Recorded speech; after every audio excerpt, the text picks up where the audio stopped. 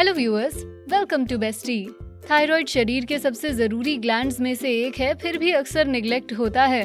तितली के आकार का ये ग्लैंड उन हार्मोन्स को सिक्रीट करता है जो शरीर के जरूरी फंक्शंस जैसे खाने को मेटाबोलाइज करना, स्लीप पैटर्न्स को रेगुलेट करना, शरीर का तापमान, weight management, mood swings, depression और एंजाइटी को मैनेज करता है। हेल्थ केयर प्रैक्टिशनर्स पूरी तरह से स्लीप पैटर्न्स पर निर्भर करके थायराइड से संबंधित समस्याओं के लिए हार्मोन थेरेपी प्रिस्क्राइब करते हैं। हालांकि डाइट के जरिए हाइपोथायरॉयडिज्म का इलाज नहीं होता, लेकिन कुछ खाद्य पदार्थ खाकर और अवॉइड करके इसे मैनेज कर सकते हैं। आज के वीडियो में हम थायराइड ग्लैंड को नुकसान पहुंचाने वाले खाद्य पदार्थों के बारे में बात करेंगे। कॉफी से लेकर शराब, प्रोसेस्ड फूड्स, अखरोट, सोय तक, सबके बारे में जानने के लिए वीडियो को आखिर तक देखें। पहला, क्रैश डाइट्स। खुद को भूखा रखना अच्छा आइडिया नहीं है, ये जानने के लिए आपको न्यूट्रिशन एक्सपर्ट होने की जरूरत नहीं। क्रैश डाइट्स और फास्टिंग रेजिम्स के साथ समस्या ये है कि वो आपके थायराइड के लिए बहुत बुरे होते हैं। जब आपका कैलोरी इंटेक तेजी से कम होता है या आप लंबे समय तक अपने शरीर को खाने से दूर रखते हैं, तो आप शरीर और थायराइड को ये संकेत देते हैं कि अब अकाल पड़ रहा है और ये आपको बचाने के लिए सब कुछ करेगा। थायराइड का एक सर्वाइवल मैकेनिज्म है ऐसे हार्मोन रिलीज करना जो मेटाबॉलिज्म को धीमा करते हैं। अगर आप रेगिस्तान में भूखे मर रहे हैं तो ये काम आता है, लेकिन वजन घटाने के मामले में बिल्कुल नहीं। क्या आपने कभी क्रैश डाइट्स की हैं? क्या उनसे आपका काम बना? क्या आप ऐसा फिर करेंगे? नीचे कमेंट्स में बताएं। दूसरा, बीन्स। बीन्स में गोइट्रोजेंस और लेक्टिन्स जैसे प्राकृतिक पदार्थों का मिश्रण होता है जो आपके थायराइड के लिए मुश्किल पैदा कर सकते हैं। इन खाद्य पदार्थों को सही तरीके से बनाने से इन प्लांट बेस्ड केमिकल्स की तरफ आपका एक्सपोजर कम हो सकता है, लेकिन ध्यान रखें, सही तरीके से बनाने के बाद भी हर कोई इन्हें सहन नहीं कर पाता है। इन केमिकल्स से आपकी गट हेल्थ को भी नुकसान पहुंचता है, तो अगर थायराइड इश्यूज हैं तो बीन्स को अवॉइड करना ही बेहतर होगा। बहुत जरूरी हो तो कभी कभार खा सकते हैं, लेकिन अगर बाद में पेट दर्द हो या सूजन दिखे तो तुरंत इन्हें खाना बंद कर दें। तीसरा, आर्टिफिशियल स्वीटनर्स। स्प्लेंडा जैसे नॉन कैलोरिक स्वीटनर्स शरीर में ग्लूकोज के रेगुलेशन को बदल सकते हैं। इससे गट माइक्रोफ्लोरा का कॉम्पोजिशन भी बुरी तरह से बदल सकता है। इससे ऑटो इम्यून डिसऑर्डर्स बढ़ सकते हैं, क्योंकि गट का गहरा संबंध इम्यून सिस्टम से होता है। ऐसा भी कहते हैं कि आर्टिफिशियल स्वीटनर के इस्तेमाल से थायराइड की समस्याएं होती हैं। एक स्टडी में स्वीटनर्स के इस्तेमाल को थायराइड स्टिमुलेटिंग हार्मोन या TSH के लेवल में बढ़ोतरी से जोड़ा था, जो कि हाइपोथायरॉयडिज्म का संकेत है। उसी स्टडी में आर्टिफिशियल स्वीटनर्स का इस्तेमाल बंद करने से 2/3 मरीजों के TSH और थायराइड एंटीबॉडी लेवल्स में सुधार देखने को मिला। चौथा, अखरोट। अखरोट में बायोटिन नामक वो बी विटामिन होता है जो शरीर के फैट, कार्बोहाइड्रेट्स और प्रोटीन्स को एनर्जी में तब्दील करता है।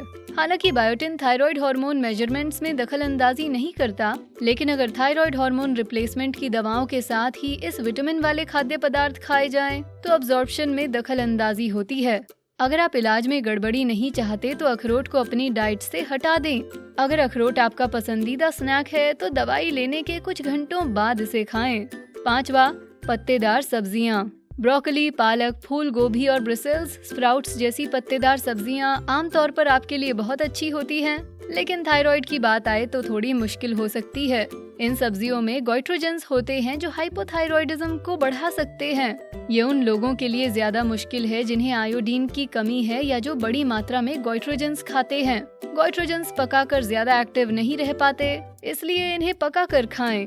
ये थोड़ा अजीब लग सकता है, लेकिन अगर आपको प्री कंडीशन है तो इन सब्जियों को कच्चा और बड़ी मात्रा में खाने से थायराइड पर असर पड़ता है।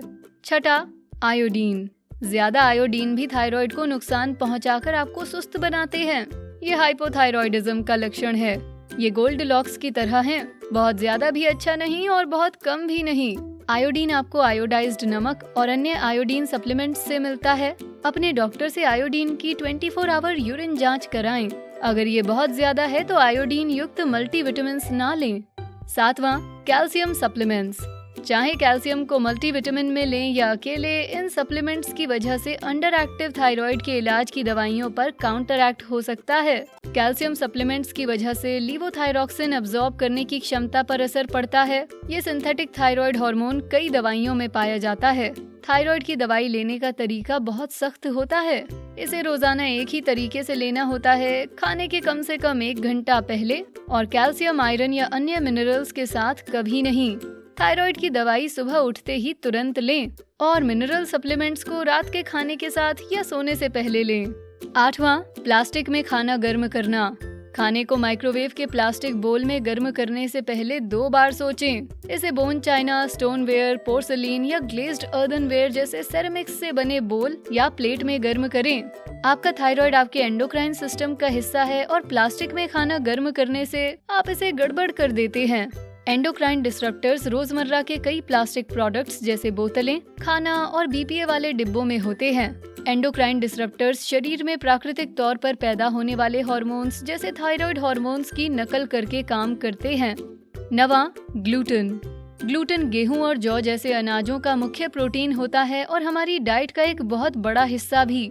हालांकि ग्लूटेन का निर्माण ज्यादातर लोगों के लिए समस्या नहीं होता, लेकिन इसके इस्तेमाल से सीलियाक डिजीज वाले लोगों में न्यूट्रिएंट अब्जॉर्प्शन में गड़बड़ और आंत की सूजन में बढ़ोतरी हो जाती है।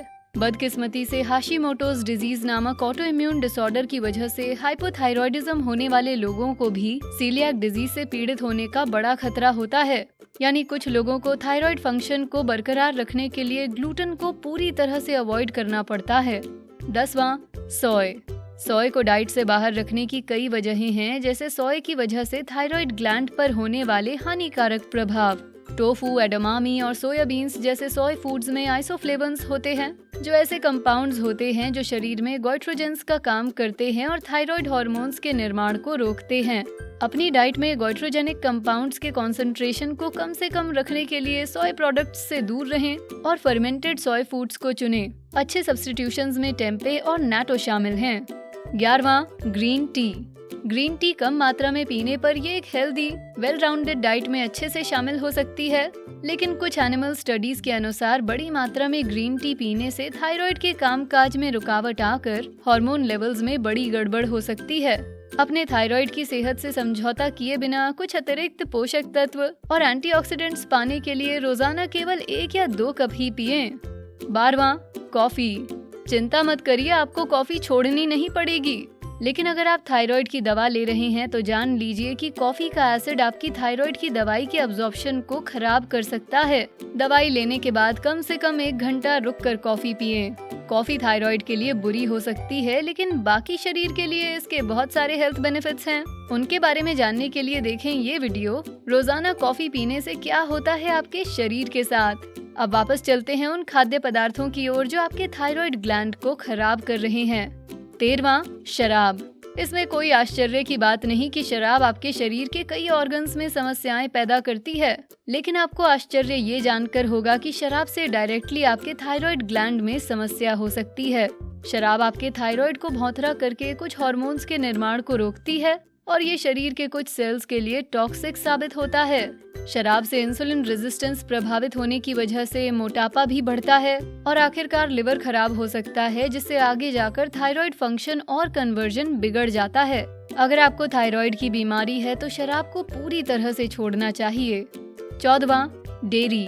डेयरी प्रोडक्ट्स में ढेर सारा लैक्टोज और अतिरिक्त चीनी होती है, जिससे इंटेस्टाइनल हेल्थ खराब होकर इम्यून सिस्टम कमजोर हो जाता है। लगभग 80% एंटीबायोटिक्स मवेशियों के पास जाता है, जिससे आमतौर पर डेयरी, चिकन और रेड मीट प्रभावित होता है। इन एंटीबायोटिक्स में कॉम्प्रोमाइज्ड माइक्रोबायोम होता है, जिससे अंत में थायराइड की सेहत प्रभावित होती है। डेयरी एक सर्ज इंसुलिन भी इंड्यूस करता है, जो थायराइड फंक्शन और इन्फ्लेमेटरी मार्कर्स को प्रभावित करता है। 15वां, चीनी। अस्थिर ब्लड शुगर और थायराइड प्रॉब्लम्स का गहरा साथ होता है। संतुलित ब्लड शुगर बरकरार रखने के लिए थायराइड सेहतमंद होना चाहिए। हेल्दी थायराइड के लिए ब्लड शुगर स्टेबल होनी चाहिए। एक के बिना दूसरे का काम नहीं चलता है। सभी तरह के रिफाइंड कार्बोहाइड्रेट्स, खासकर प्रोसेस्ड फूड्स से मिलने वालों को एक्स्ट्रा इंसुलिन की जरूरत पड़ती है, ताकि इन खाद्य पदार्थों की वजह से तेजी से बढ़ते ब्लड ग्लूकोज को नीचे लाया जा सके।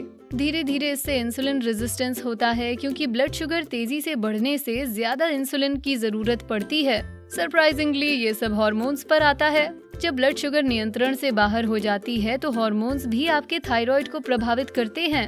आयरॉनिकली सामान्य ब्लड शुगर वाले इंसान को हाइपोथायराइड हो तो उनमें भी लो ब्लड शुगर के लक्षण जैसे चक्कर आना, बेहोशी, सिर दर्द, भूख और चिड़चिड़ापन दिख सकते हैं।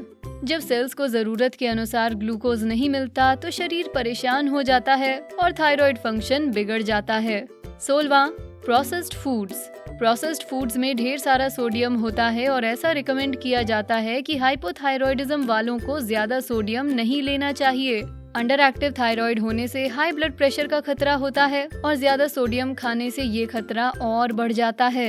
इन सभी खाद्य पदार्थों में से आपके लिए कौन सी चीज छोड़नी सबसे मुश्किल है? हमें नीचे कमेंट्स में बताएं। वीडियो पसंद आया तो इसे लाइक, शेयर करें, साथ ही बेस्टी को सब्सक्राइब करें। Thanks for watching.